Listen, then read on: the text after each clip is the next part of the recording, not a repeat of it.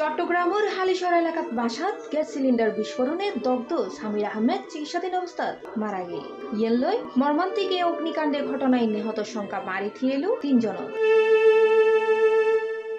ফেব্রুয়ারি 14 তারিখ বেলা 11:55 রাজধানীর জাতীয় বার্ন ও প্লাস্টিক সার্জারি ইনস্টিটিউটের নিবিড় পরিচর্যা কেন্দ্র তার মৃত্যু হয়।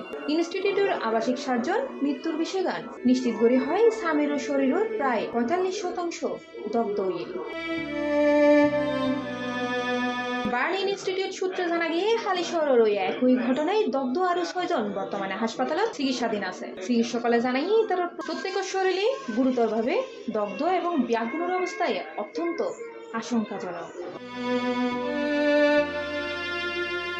ফেব্রুয়ারি 24 তারিখ ফজর 10টায় জাতীয় বার্ন ইনস্টিটিউটত আহত অলরে সাইবাল্লাই পৌঁছায় স্বাস্থ্যমন্ত্রী সর্দার মোহাম্মদ সাখাওয়াত হোসেন এবং দুর্যোগ ব্যবস্থাপনা ও ত্রাণ মন্ত্রী আসাদুল হাবিব দুলু এবং চট্টগ্রাম 10 আসন ও সদ্য নির্বাচিত এমপি সাইদ আল নোমান। এই সময় উপস্থিত আছেন প্রতিষ্ঠানের পরিচালক অধ্যাপক ডাক্তার মোহাম্মদ নাসির উদ্দিন ফরেও আহত অলর বর্তমান অবস্থা ও চলমান চিকিৎসা কার্যক্রম সম্পর্কে তারে বিস্তারিত অবহিত করে।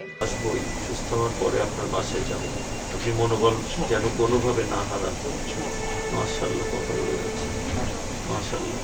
হৈরেহির গত কয়েকদিন আগে চট্টগ্রাম হালিশহরতে একটা আবাসিক ভবনত গ্যাস সিলিন্ডার বিস্ফোরণোত্তন অগ্নিকাণ্ড সূত্রপাত হয়। এতে একই পরিবারের সদস্য সহ বেশ কয়েকজন দগ্ধ হয়। ঘটনার পরপরই তারে উদ্ধার করে স্থানীয় হাসপাতাল এবং পরবর্তীতে উন্নত চিকিৎসালয়ে ডাহাত পাঠানো হয়।